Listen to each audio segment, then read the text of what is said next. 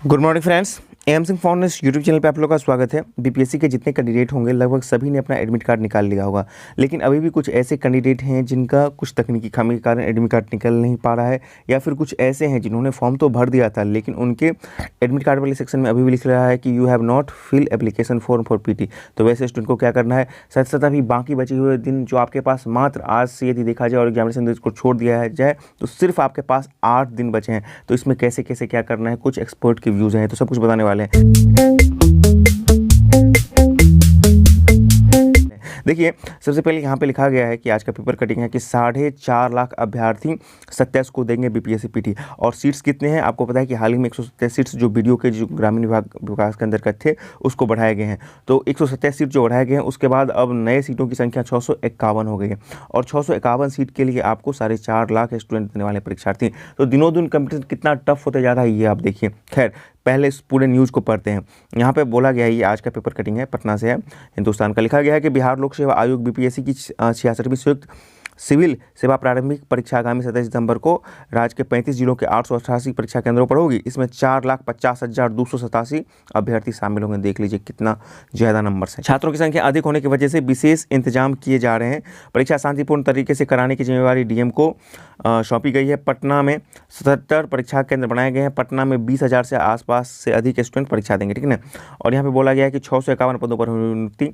इसमें देखिए यहाँ पे बोला गया है कि 150 वीडियो के पदों को जोड़ा गया है। हालांकि वहाँ पे शायद 127 था लेकिन ये 150 बता रहा है। तो विज्ञापन निकाले जाने के बाद लगभग 150 वीडियो के ये लगता है सारे सीटों की संख्या हमें बता दी गई है जो विज्ञापन के बाद फिर से जोड़ा गया है। इनमें पदों की संख्या बढ़ाई गई है। वहीं परीक्षा का एडमिट कार्ड भी जारी कर दिया गया है। परीक्षा आयोग के वेबसाइट से डाउनलोड कर सकते हैं। वैसे छात्र छात्राएँ जिनके एडमिट कार्ड में फोटो या हस्ताक्षर में किसी तरह की त्रुटि है उन्हें फर्स्ट क्लास ऑफिसर से हस्ताक्षर कर एक पहचान पत्र लाना होगा जिसे वो परीक्षा दे सकेंगे। देखिए यहाँ पे फर्स्ट क्लास की बात नहीं है, सिर्फ गजेटेड ऑफिसर वो क्लास 2 के भी हो सकते हैं। यदि कोई आपके पास जो पहले से हाई स्कूल है, उत्क्रमित नहीं, जो पहले से हाई स्कूल है उसके एचएम से भी आप आराम से साइन करवा सकते हैं, ठीक है ना। और जितने भी गजेटेड ऑफिसर उनसे साइन करवा सकते हैं जिनका फोटो का समस्या है, फोटो और सिग्नेचर का समस्या उनका जिनका है उनको कोई प्रॉब्लम नहीं है, ठीक है ना। और उसका फॉर्मेट भी आपको आयोग की वेबसाइट पर अवेलेबल है। परीक्षा केंद्र पर 144 धारा लागू रहेगा। मजिस्ट्रेट भी तैनात रहेंगे। परीक्षा केंद्रों पर 1 घंटा पहले रिपोर्टिंग करनी होगी।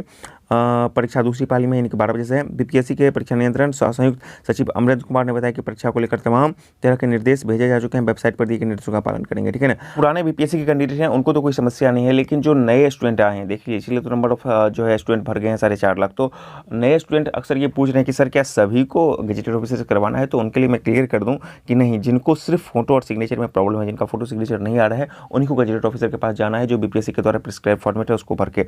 और साथ साथ जो बीएसएससी जो फर्स्ट इंटर लेवल में जिसका 25/12/2020 को एग्जामिनेशन है, तो बीएसएससी के जितने कैंडिडेट हैं उन सबको फॉर्म 12 के साथ आना है। फॉर्म 12 को भरने के बाद आपको आना है और उसको गजेटेड ऑफिसर सेंड करवाना है। तो यहाँ पे आपको मैं गजेटेड ऑफिसर का लिस्ट देने वाला हूँ जिसमें कि क्लास ए के भी हैं और क्लास बी के भी है। बीपीएससी में आपको सिर्फ यहाँ पे बता दिया गया था क्लास ए गलत है, वहाँ पर क्लास ए भी किसी से भी आप करवा सकते हैं, ठीक है ना। तो इसके लिए आप कंफ्यूज नहीं हो, पेपर में थोड़ा सा यहाँ पे मिसलीडिंग है।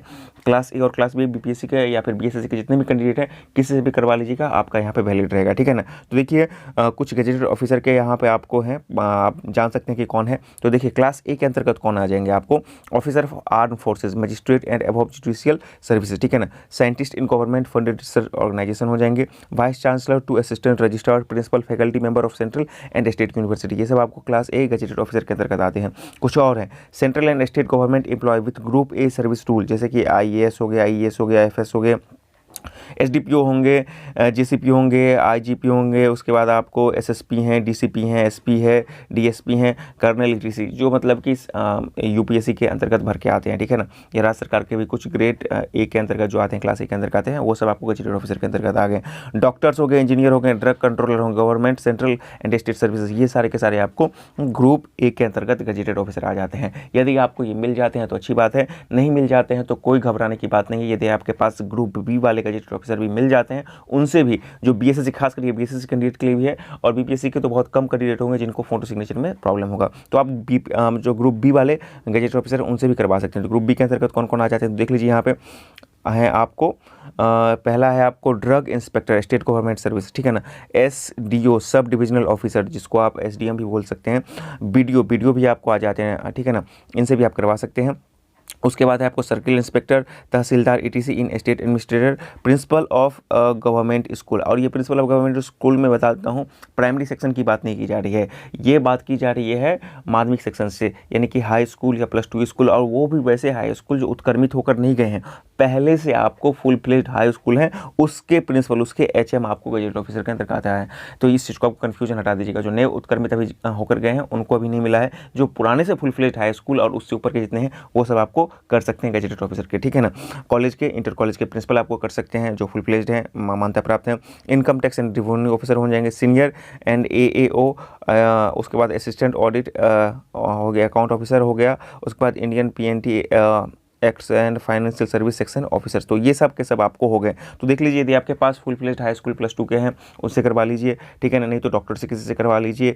इन चीज़ों को करने के बाद आप पूरे फॉर्म को भर लीजिए, BSSC वाले फॉर्म B को, और आपको जो BPSC वाले हैं जिनका फ़ोटो या सिग्नेचर दिक्कत है वो, तो इस तरह से आप करवा के आ सकते हैं। भी स्टूडेंट है जिनका PT का एडमिट कार्ड नहीं दिया जा रहा है, उनका जो लॉगिन सेक्शन है वहाँ पे ये लिखा जाता है कि you have not filled up application for PT। हालांकि उन्होंने, ऐसे कैंडिडेट ने मुझे अपना जो हार्ड कॉपी था फॉर्म भरने के बाद जो 2 या 3 पेज का निकलता है उसमें सारा डिटेल रहता है, उन्होंने भेजा था। तो ऐसे यदि कोई भी कैंडिडेट हैं तो उनके लिए यही कहना है कि आप आंख मूंद कर चुपचाप BPSC ऑफिस निकल जाइए।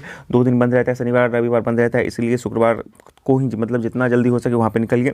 जो भी तकनीकी खामी होगी, अब आपको ऐसे कैंडिडेट को BPSC पटना आयोग ही कुछ इसका निदान करना पड़ेगा, क्योंकि आपके पास हार्ड कॉपी अवेलेबल है, आपका फॉर्म सब कुछ भरा हुआ था, पेमेंट भी था। तो ऐसे कैंडिडेट अविलंब BPSC ऑफिस जाएँ, क्योंकि BPSC का जो फ़ोन नंबर अवेलेबल है उन पर बात नहीं हो पाता है। ये जो आप देख रहे हैं कि फ़ोन नंबर ये अवेलेबल है, इस पर बात नहीं हो पाता है, ठीक है ना। महत्वपूर्ण बात, बाकी बचे 8 दिनों में आपको कैसे तैयारी करना है, तो कुछ देखिए परीक्षा के एक्सपर्ट हैं उन्होंने बताया है कि समसामयिक पर डाल लेना चाहिए, करंट पर आपको ज़्यादा देना है नज़र। इसमें बोला गया है परीक्षा की तैयारी को लेकर संकल्प के डॉक्टर VC झा व डॉक्टर रहमान ने का कहना है कि अब छात्रों के पास ज़्यादा समय नहीं है, आज से सिर्फ आपके पास 8 दिन है, एग्जामिनेशन को डेट को छोड़ दिया जाए तब। तो समसामयिक घटनाओं पर ज़्यादा फोकस करें। इसके अलावा बिहार और देश की भौगोलिक स्थिति के बारे में जरूर पढ़ लें, ठीक है ना। देखिए, बिहार का भूगोल और भारत के भूगोल के बारे में बात की जा रही है।